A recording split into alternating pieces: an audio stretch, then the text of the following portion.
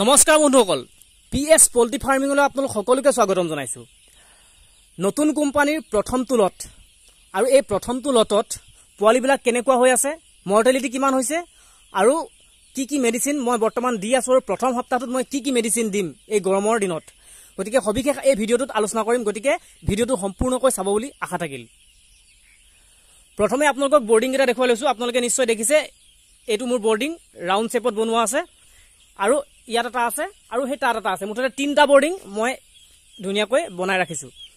আৰু পোৱালিবিলাক প্ৰথম 10 দিন বা 15 দিন কি কৰিব লাগে ইহঁতক ঘনাই উঠাই থাকিব লাগে সেই সাইডত যেনেকৈ আপোনাৰ থুপ পাতি আছে এটি মানে চান্স পালে থুপ পাতে গতিকে ইহঁতক খেলি থাকিব লাগে আৰু খেলি থাকিলে কি হ'ব ইহঁতি দানাটো ইনটেক ভালকে কৰিব দানাটো খাব আৰু দানাটো খোৱাৰ পিছত কি হ'ব খালেহে ইহঁতৰ বডি ওয়েটটো ল'ব সেহে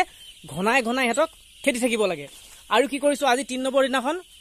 এই পেপাৰ বিলাক পেপাৰ পৰা আছিলে পেপাৰ বিলাক লেটেৰা হৈ গ'ল সেহে আৰু মই পেপাৰ বিলাক মাজতে চেঞ্জও কৰিছিলো যোনবিলাক লেটাৰ পেপাৰ আছিলে সেই লেটাৰ পেপাৰ বিলাক চেঞ্জও কৰিছো তাৰ পিছত আজি যেহেতু আজি 3 নম্বৰ দিনাখনটো পেপাৰ অতৰাব লাগে নহলে গোন্ধ ওলাই গেছ হৈ যাব হেকাৰণে অতৰাইছো এইখিনি আপোনালোকে দেখিছে পেপাৰ এনেকে মই দম কৰি ৰাখিছো আৰু এইবিলাক মই বাহিৰত নিপিনে অলপ দূৰত গৈ মই জ্বলাই দিম যাতে তাৰ যেটো জ্বলোৱাৰ পিছত যেটো গোন্ধ সেই গোন্ধটো যাতে ব্ৰইলাৰ পোৱালিবিলাকে নাপায় হেকাৰণে আতৰত গৈ মই জ্বলাম আৰু এটোটা ব্ৰডিং আৰু সেই তাত এটা ব্ৰডিং আছে হাই তাত আপোনালোকৰ এটা দুটা তিনটা আৰু হাউটো চাৰিটা বৰ্ডিং বনাইছো গতিকে চাৰিটা বৰ্ডিঙত মোৰ 1600 পোৱালি আহিছিলে 1632টা আৰু 18টা ৰিজেক্ট হৈছে মুঠতে কিমান আছে মুঠতে 18টা মাইনাস কৰি হিমানখিনি আছে আৰু মই আগৰ ভিডিঅ'টোত আপোনালোকক জনাইছিলো যে পোৱালিবিলাকে ভালকে দানা খাইছে নে নাই পানী খাইছে নে নাই তাক চাবৰ কাৰণে পৰীক্ষা কৰি থাকিব লাগে প্ৰতিদিনাখনে দিনটোত নাইনাইকো 3বাৰ বা 4বাৰ পৰীক্ষা কৰিবই লাগে আৰু সেই পৰীক্ষাটো কেনে ধৰণে কৈছো আপোনালোকে মোৰ এই চেনেলটোত থকা বেলেগ ভিডিঅ'বিলাক সাৰ্চ কৰিব তাতে ওলাই পৰিব কি ধৰণে চাব লাগে তথাপিও মই আপোনালোকক থুলমুলকৈ দেখুৱাই দিছো ইয়াৰে পোৱালিটা ধৰিছো এটোৱে পোৱালি ধৰিছো দেই এই পোৱালিটো ধৰি পিনে আপোনালোকে এনেকে টেটুলাটো টেপি চাব আৰু টেটুলাটো টেপাৰ লগে গম পাব ইয়াত দানা সোমাই আছে গতিকে এই দানা ইনটেক কৰিছে কিন্তু টেটুলাটো চালে নহব যে দানাটো ইনটেক কৰিছে নে কেনে গম পাব যদি আপোনাৰ টেটুলাটো যদি ই দানা খাই আছে তেনে টান হৈ থাকিব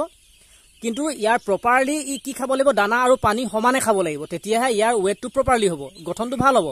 সেয়ে টেটুলাটো কি হ'ব যেনেকে পানী আৰু মাটি মিক্স হৈ থাকিলে যেনেকে বুকা দৰে হৈ থাকে তো বুকা দৰে হৈছে না চাব লাগিব এনেকে টেপিছালে অলপ কোমল পাব লাগিব যদি একেবাৰে টান হৈ আছে কঠিন হৈ আছে তেনে গম পাব ই পানী খোৱা নাই কিন্তু কেৱল দানাহে খাই আছে গতিকে ইয়াক পানী খোৱাৰ ব্যৱস্থা কৰিব লাগিব চাব লাগিব পানী পাত্ৰটো কিন্তু উখ হৈ আছে নেকি ঢুকি পাইছে নে নাই যদি ঢুকি পোৱা নাই তেন্তে চাপৰ কৰি দিব লাগিব তেতিয়া ই পানী খাব আৰু চাব লাগিব কেৱল ই পানীয়ে খাই আছে নে যদি আমি টেটুলাটো টেপি চাওঁ যদি একেবাৰে লুপটুপিয়া কোমল পাওঁ অকল পানী সোমাই থাকিলে আপোনালোকে চুলেই গম পাব তাৰপিছত সেই তেতিয়া কি কৰিব আমি দানা পাত্ৰটো লক্ষ্য কৰিলো দানা পাত্ৰটো চাপৰ হৈ আছে নেকি ঢুকি পোৱা নাই নেকি কিন্তু ইহঁতি ধুনীয়াকৈ ঢুকি পাইছে ইয়াত দেখিছে আপোনালোকে সেয়েহে ইহঁতক কি কৰিছো ই ধুনীয়াকৈ খাই আছে ইয়াত এই টেটুলাটো ধুনীয়া ফুলি আছে আপোনালোকে দেখিছে ই ধুনীয়াকৈ দানা আৰু পানী সমানে ইনটেক কৰিছে সেয়ে ইয়াত টেটুলাটো কোমল হৈ আছে বোকা সদৃশ হৈ আছে গতিকে এই ধৰণে মানে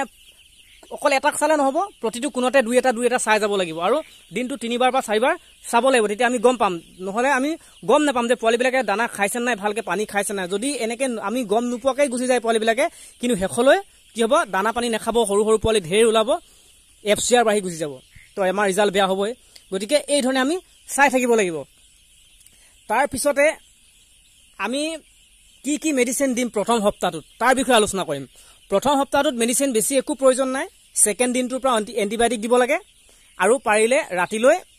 এটা মাল্টিভিটামিন দি দিব লাগে আৰু মাল্টিভিটামিন দিলে আপোনালোকে যিকোনো মানে আপোনালোকৰ ব্ৰইলাৰ দোকানত আপুনি হুদিলে পাব যিকোনো ধৰণৰ মাল্টিভিটামিন আপোনালোকে ভাল যেটো মাল্টিভিটামিন হেতু আনি আপোনালোকে দি দিয়ক ৰাতিলৈ দিনত আৰু এন্টিবায়োটিক দি দিয়ক এতিয়া মই কি এন্টিবায়োটিক খুৱাইছো মাল্টিভিটামিন কি দিছো বা কি ধৰণৰ দৰব ইউজ কৰিম এই সপ্তাহটোত তাৰ সবিশেষ আপোনালোকক জনাবলৈ বিচাৰিছো আৰু মই ইয়াত দৰব ৰাখি দিছো আপোনালোকে চাব পাৰে এইটো আছে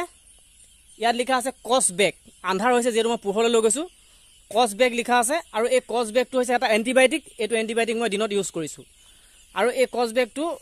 মই কোম্পানীৰ পৰা আনিছো আৰু লগতে এইটো হৈছে ভিমাৰেল আৰু লগতে এইটো হৈছে আপোনাৰ অষ্টবেট এইটো ক্যালসিয়ামৰ কাম কৰিব এইটো মাল্টিভিটামিন হয় দুইটা মিক্স কৰি এটা মানে পৰিমাণত মই হেতক ৰাতি পানীত দিছো আৰু এইটো হৈছে IBCID এইটো পানীত দিয়া দৰব এইকেইদিন দিব নালাগে 6 দিন মানৰ পৰা দিব লাগে এইটো গতিকে এইটো এতিয়া দিব নালাগে এইটো পোৱালি অৱস্থাত দিব নালাগে আৰু এইটো হৈছে মই আগৰ কোম্পানীটোৰ পৰা অনা আপোনাৰ হেৰি আছিল এটো ভিটামিনৰ দৰব আছিল কিন্তু এতিয়া ভিটামিন নাই ইয়াত মই খালি কৰি ধুনিয়াকে ধুই পখালি সফা কৰি এটো মই আকৌ ইয়াত লিভাৰ টনিক মানে কোম্পানীৰ অফিচৰ পৰা মই লৈ আহিছো কিন্তু লিভাৰ টনিক আপোনালোকে কোম্পানীৰ পৰা খুওৱাতকৈ মানে আপোনালোকে ভাল ভাল লিভাৰ টনিক মাৰ্কেটত পোৱা যায়, সেইবিলাক অলপ দাম দি হ'লেও আনিলে সিহঁতৰ কাৰণে ভাল। তথাপিতো মই লৈ আহিছোঁ, যদি কেনেবাকৈ মোৰ পইচা নাথাকে মাৰ্কেটত কিনিবলৈ, কেতিয়াবা পইচাৰ অসুবিধা হৈ যায়, তেতিয়া উপায়ন্তৰ হ'লতো এইটোৱে খুৱাব লাগিব। সেইকাৰণে মই 1 লিটাৰ এটা লৈ আহিছোঁ। 1 লিটাৰ মই ইয়াত লিভাৰ লৈ আহিছোঁ।